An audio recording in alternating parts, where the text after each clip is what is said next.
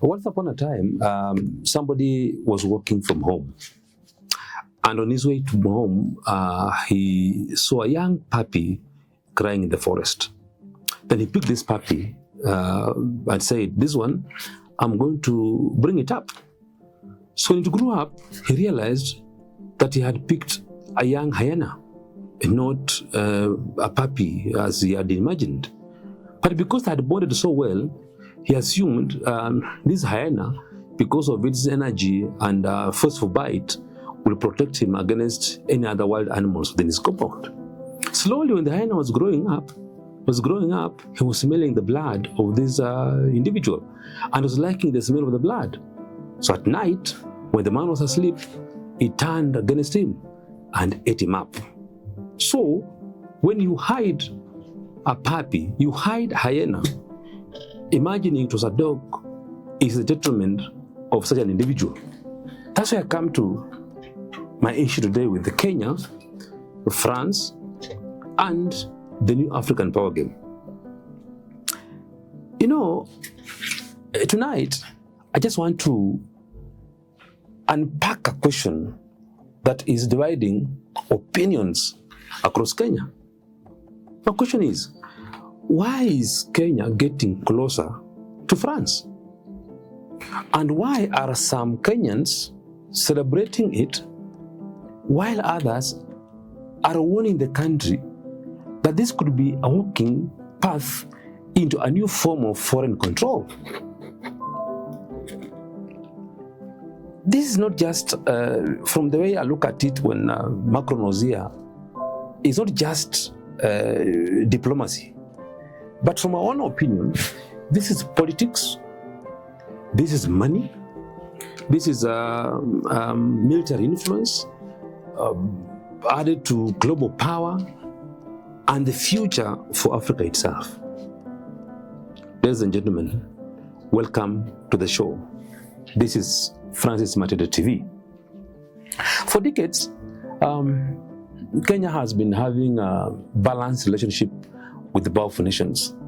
Although at the moment we are having issues because of foreign policy, reckless statements, you bring war here, you relate to this one here. But over decades, we've been having a balanced relationship with other countries. For instance, the UK, China, United States of America, and the Gulf states. But recently, France has entered the conversation in a very, very major but worrying way. We saw Macron here, the president of France.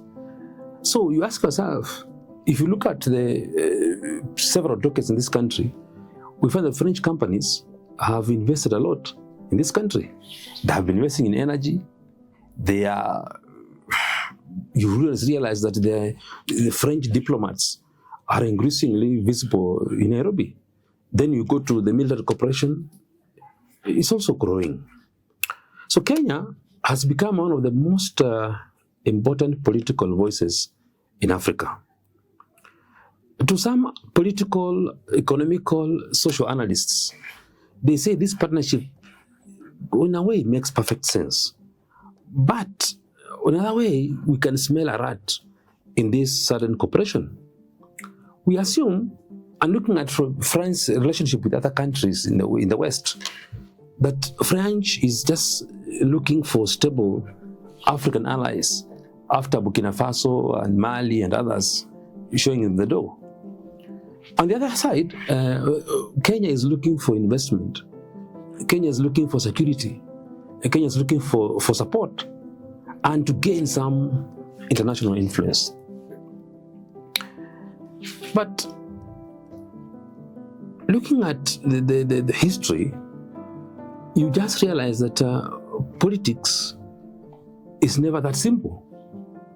Because whenever a powerful foreign nation gets closer to an African government, always history enters the room. And the history between France and Africa, ladies and gentlemen, it is very complicated. It is not that straightforward. For many Africans, France represents more than just Europe. France represents decades of influence in African politics, especially in the West African and Central Africa. Countries like Mali, countries like Niger, countries like Burkina Faso, if you just go back to the near past history, have recently experienced anti-France protests. Crowds on the streets have been burning French flags. Military governments expelled French troops. And then the young Africans, the Gen Zs, the millennials, and the Alpha coming up, accuse France of controlling African economies while pretending to help. They have come and poked holes in these corporations and are questioning why. Why do we have French here? So whether those accusations are fully true or not, the anger towards France is real. Now, as a Kenyan, and many other Kenyans are asking, could Kenya become France's new strategic center in Africa? Or what is France up to? Then the supporters of the Kenya-France relationship say that we who are criticizing this current union, are exaggerating affairs. They argue that we are that Kenya as a government is not weak to be compromised. That Kenya is a regional economic powerhouse. Kenya is a diplomatic leader. Kenya is a security anchor in East Africa. So in their view, they see partnership with France as an opportunity to create opportunities for many of the Kenyan young women and men who are looking for more jobs. They see that union as we are going to get, that Kenya is going to benefit from France in more infrastructure. They see that union of France and Kenya is going to help us to gain international influence. They also say that the French investment into renewable energy, the French investment into transport and urban development is presented as proof that the relationship between France and Kenya will benefit the ordinary citizen. And from the geopolitical standpoint, you realize that Kenya gains some slight leverage by having multiple global partners instead of just depending on one country, let's say the UK or the US. But then you go back and ask yourself, is this relationship, is it reasonable? But most people are not really convinced with this current relationship, because France has a history of chaotic relationship with other countries. So the concern has been the normal power imbalance, that France is losing on one wing and has lost terribly.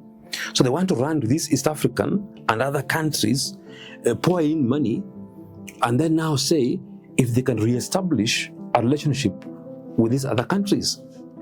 Because when in most cases, since independence in this country, when you see a wealthy nation invest heavily in a developing country, they don't just bring their money for nothing. What follows immediately is that influence. Influence in politics, influence in the economic direction, influence in management of your affairs. They don't just come in to invest for the sake of it. They invest, but they want to control it. So that has been the fear, that influence will quietly shape the national decisions. For instance, I'm told, which all of you are aware, that IMF is giving money. You don't just give money for the sake of it. They'll give you and they tell now, structural programs, you have to do this, you have to sack, you have to do this. So they just give you money for the sake of it. So the fear is, if France was coming in What is their end goal? What do they want to control? Although, in a general point of view, France has expanded defense partnership across Africa for years. And this partnership has been the gimmick of fighting terrorism, improving security. But when you look at Burkina Faso, their president came in and dismissed all that.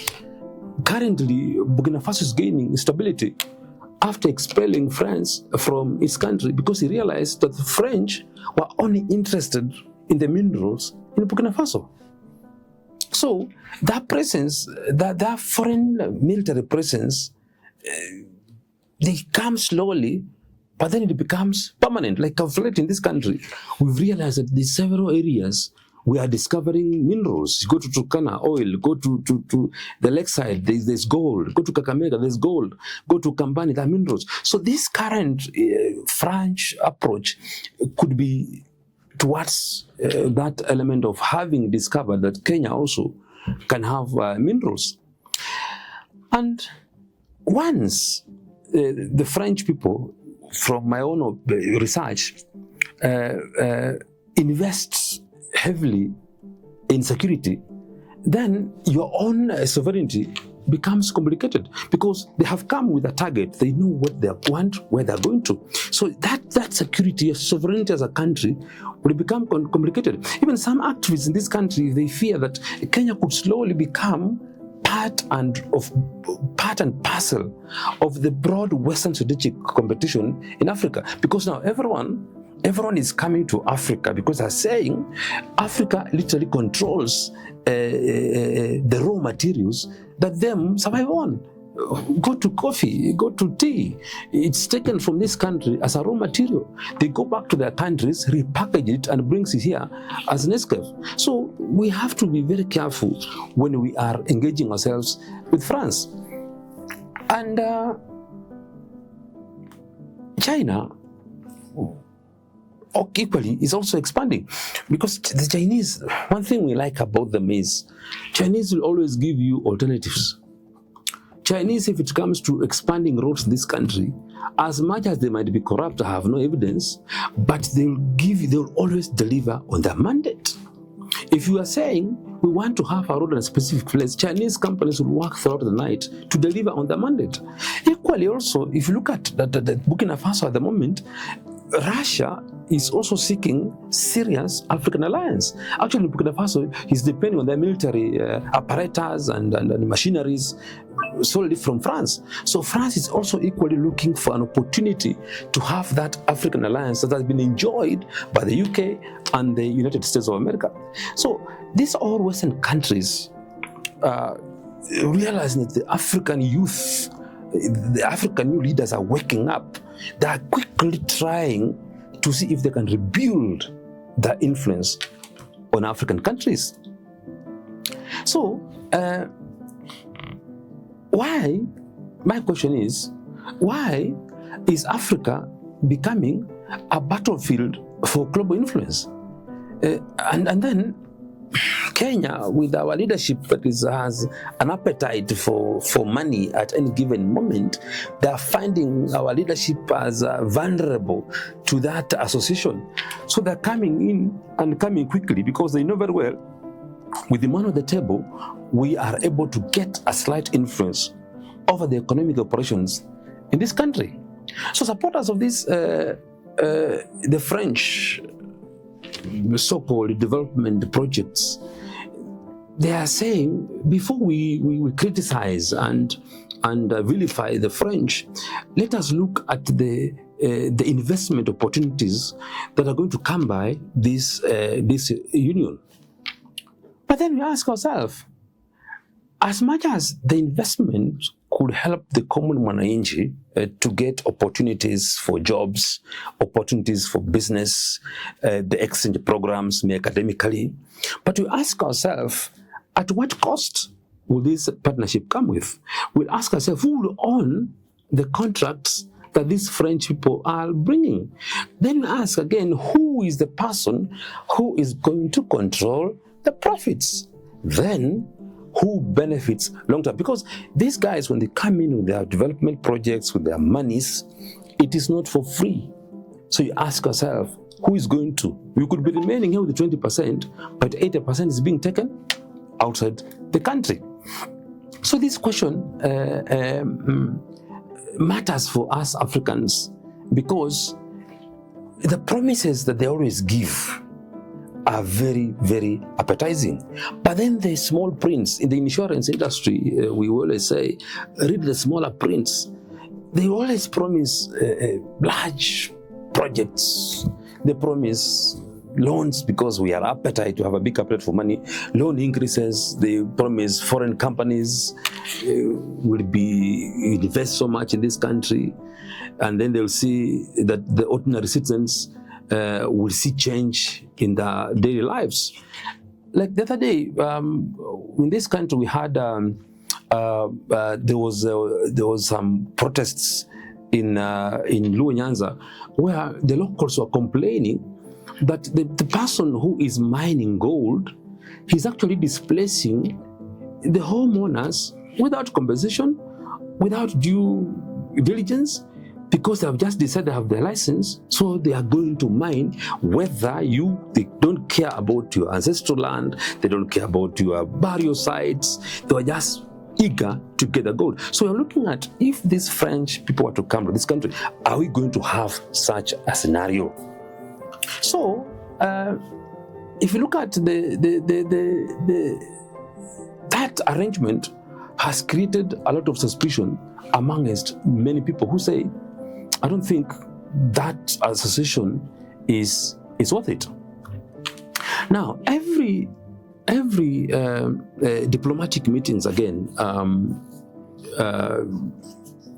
in this country has become a conspiracy of this same argument, because you're like, these people come, yes, these visitors come, yes, but the evidence of the exact details are always hidden from the locals.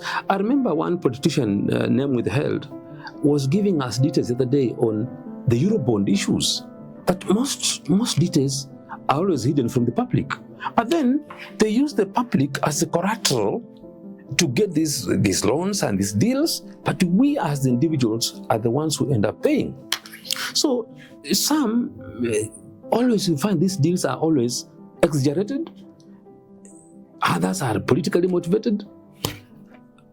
But now, because you're not in power, you as the common mwananchi, you're just there to listen and be told, now French, they're now going to build this road from here to here, but the final details are never given to the public. So because the Africans of today keep on asking these hard questions than the previous generations, that's why we advise that it's good to question this relationship before we engage, before we go into it. Because one, who truly benefits from international partnerships? Because them days of our history, you could realize that USAID is promoting a specific project in an area, and indeed you could see that project going on. If there's a hospital they're building or a health center they're building, you'll see that the locals will benefit from that. But currently, most people have come with a commercial mentality, that we are there, we're going to convince the population. News will be read all about that partnership, but internally they're up to something sinister that we, the locals, are not informed about it. Now, I wish to advise most African leaders who are here during that meeting, that were they negotiating for strength, or they were negotiating for their own dependence? That's a question they should ask themselves, because power is transient. So if you are there today, whatever you're negotiating for your local people, for your countrymen, are you sure it will be sustainable when you have left the office? Or you just got it for the sake of there and then, saying, I don't care about the future, I'm only worried about the present? Another reason this issue of cooperation has the hidden emotional identity. There's a growing Pan-African movement that has actually cropped up among the African young people, and they believe that Africa must reduce tremendously the dependence on foreign powers, because they are saying this dependence has been there for so long. When will it end? This generation, when you read in history, you look at on social media, or look at online posts, they are more politically aware than some of us who were born a few years back. Them, they're aware, they're asking, they're questioning, they're like, no, why are we still having this relationship? What have been the benefits? What do we have to show off? They see the foreign influence everywhere, because they look at in current systems, media narratives, trade agreements, even the military operations, you'll find the presence of foreign influence. If you go to our Kenyan military, you realize we are using the airplanes of the former US Army, which are old enough. So we still have that influence. So when they drop off in mountains all over, sometimes we don't even have the spare parts to fix those planes, because we're still depending on those airplanes to carry our senior officers. So when Kenyans strengthen ties with France, young people are asking, what is it for? What do we have for ourselves? How are we going to benefit? Because when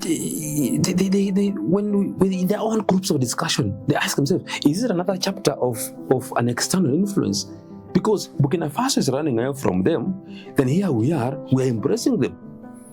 Others are arguing that, is it a bit ideological, or just for the sake of the way one of our former leaders said here, that Macron came here to demand for his balance?